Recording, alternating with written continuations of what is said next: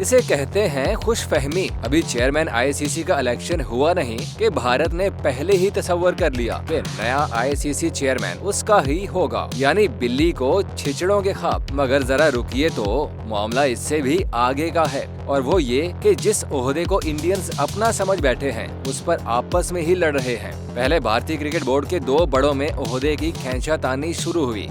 एक है BCCI president Saurav Gangoli और दूसरे सेक्रेटरी बीसीसीआई जय शाह। गंगोली कह रहे हैं कि मैं बनूंगा चेयरमैन आईसीसी और जय शाह कह रहे हैं कि मैं। दोनों दोस्त भी हैं, मगर सिर्फ और सिर्फ कुर्सी की खातिर दोस्ती गई भाड़ में और दोनों दोस्त लड़ पड़े और अब एक दूसरे के मुतालिक सोच रहे होंगे कि दोस्त दोस्त ना रहा बल्कि दुश्मन बन गया।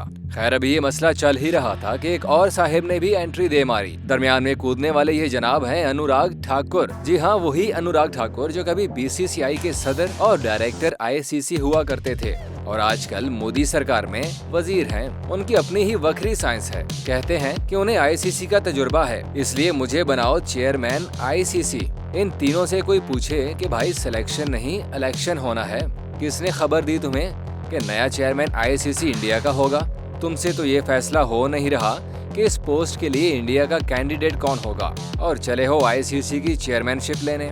और तो और तीनों ही बच्चों की तरह जिद पर अड़े हैं और मजाल है जो कोई एक भी पीछे हटने को तैयार हो। खैर, मौजूदा चेयरमैन आईसीसी ग्रेग बार्कले की बात करें तो उन्होंने एक्सटेंशन ना लेने का ऐलान किया है। 2020 में चार्ज संभालने वाले ग्रेग बार्कले नवंबर 2022 में रिटायर हो जाएंगे। आईसीसी चेयरमैन की तैनाती 2 सालों के लिए की जाती है और उसे 6 साल तक एक्सटेंशन मिल सकती है, मतलब हर 2 साल बाद एक्सटेंशन मिलेगी। आईसीसी चेयरमैन की तैनाती के लिए आईसीसी मेंबर्स के दरमियान वोटिंग होती है, जिसे 2/3 यानी 2/3 मेजोरिटी मिल जाती है और वो बन जाता है चेयरमैन आईसीसी। इसीलिए सौरव गंगोली ने अभी से राब्ते करना भी शुरू कर दिए हैं। वो चेयरमैन पीसीबी रमीज राजा से भी वोट मांग रहे हैं। बीसीसीआई की पूरी कोशिश है कि इस बार आईसीसी चेयरमैन भारत का ही हो और इसकी दलील वो ये देते हैं कि 2023 का वर्ल्ड कप भारत में होना है, इसलिए चेयरमैन आईसीसी उनका होना चाहिए। उनका कहना था कि 2011 में जब इंडिया वर्ल्ड कप जीता था तब भी आईसीसी चेयरमैन एक इंडियन शरद पवार थे और ये वर्ल्ड कप इंडिया में ही हुआ था।